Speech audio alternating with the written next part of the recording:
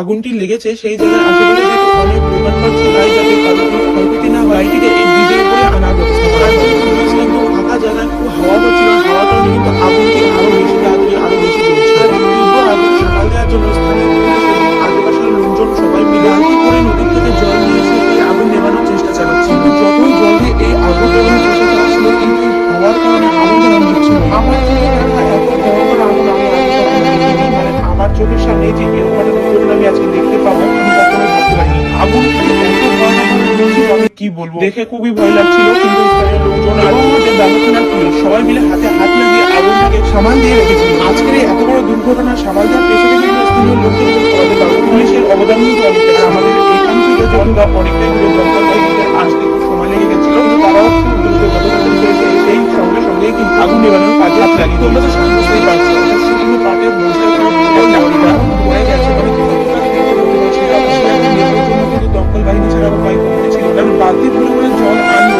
কতক্ষণে নেভানো যাবে? একটা আস্ত পুরো লরি ওপর থেকে নেভাচ্ছে, তো ভেতরে আগুন জ্বলেই যাচ্ছে। আর এতটা ভয়ানক আগুন ছিল যে সেই আগুন নেভার কোনো নামই নিচ্ছিল না। আর এত বড় একটা দুর্ঘটনা ঘটেছে কিন্তু একদম আসলে ব্রিজের ওপরে, এটি ছিল একদম মেন রোড, সেই কারণে কিন্তু ব্রিজের দুই যানবাহন অনেক জমে গেছিল, যানবাহন চলাচল একদমই বন্ধ আছে। মেন টপিকসটা কিন্তু তোমাদের সঙ্গে শেয়ার করা হলো না, যে এত বড় একটা লরিতে আগুনটা লাগলোই বা কি করে। মেনলি ওখানে আশেপাশে যে লোকজন ছিল তাদের কাছ থেকে শুনতে পেরেছি যে গাড়িটিতে কারেন্টের তার লেগেই কিন্তু আগুনটি লেগেছিল।